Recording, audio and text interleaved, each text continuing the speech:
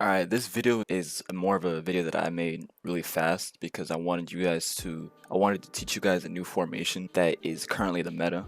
If you guys didn't know already, things like Division Rivals and Weekend League, there's a very obnoxious meta going on right now where basically, to keep it brief, you pace abuse down the wing, you cut in at the edge of the box by the goal line, and then you pass to a striker for a tap-in.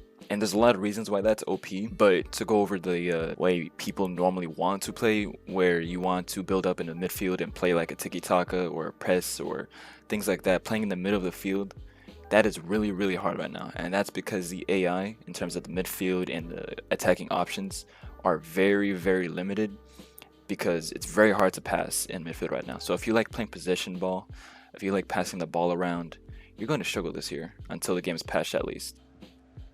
Look, guys, where's the build-up? Where is the attacking AI here, man? Where is Benzema utilizing that space down the side over there? Where is it, man? This is so trash.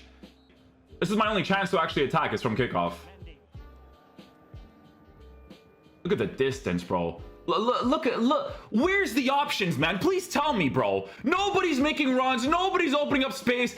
Everybody right now from the goal kick is marked.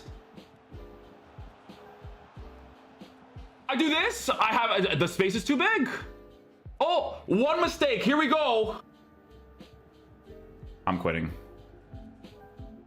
I'm not doing. I'm sorry, guys. You'll notice that your players in the midfield are very tightly marked, so build-up is going to be super hard unless you persist and you persist. And with that being said, I wanted you guys to be aware of a formation that kind of counteracts that and plays to the meta and plays to the strengths of the game right now. If you've been playing FIFA every single year, you'll know that every single year there's always some tiny little thing that is ridiculously OP and everyone does it. Take for example, I believe it was FIFA 21, everyone was playing drop back and 40 depth, and that was the meta. Everyone had that. And you know, FIFA 18 for instance, you had the El Tornado, and FIFA 19 I believe was the La Croqueta. So these things, every single year, there's always something that's really strong, and everyone does it. And for this year, I'm going to tell you right now, unless it's patched soon, which I hope it is because it's very annoying, it's pace abuse down the wing, and then passing to a striker for a tap-in. But for the time being, I'm going to teach you guys how you guys can counter that for right now. And with that being said, the formation that I would use, and I have been using for that in my Champions qualifications for this week, you're going to see is a 3-5-2. These tactics right here. Balanced defensive style, like always. You always want balance. I've said this every single video I made. And then for a change, we're doing 60 width, because not only is this formation supposed to play towards the meta of the pace abuse down the wing, but it's also supposed to counter it. So with 60 width, and don't forget with 3-5-2, you're basically going to have 5 defenders, which I'll go over more later. With 60 width, your plays by the touchline are going to be way more stronger, because there's going to be more options available in terms of marking wingers and things like that. So you're going to want 60, that way people aren't beating you down the wings and spamming crosses. And then 71 depth, again, the meta, high depth, high line is the best way to go. Build up play balanced, and the reason why it's balanced is because with 3-5-2, having those two wide players going up and down the field, you want balanced because you want to be able to control them. With fast build up, they're just going to go super high up, and then you're going to be exposed on the counter, and then they're just going to pace abuse you as if this formation doesn't counter that, if that makes sense. So you're going to want balance, because balance is what retains possession, and you want to retain possession. And then direct passing, like always, you want direct passing. And then width, because you have those wide midfielders, 65 width is perfect. And then players in the box, you don't want more than 4 behind. You could do this if you wanted, if you can do 7, but 6 is all you really need. You don't need more than 6. And then right here, like always, in every video I say, corners and free kicks, it's your choice, just make sure it's not too much. And then instructions, 2 strikers, stay central, get in behind, stay forward. Pretty straightforward. Cam, leave it on stay forward.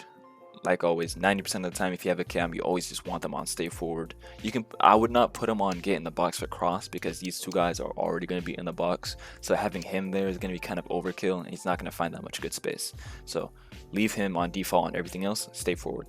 And then the wide midfielders right here, I call them wide midfielders if that's easy to understand. Come back on defense, that way they act as fullbacks in defense, and they're going to tuck in the defensive line. You're going to have 5 defenders.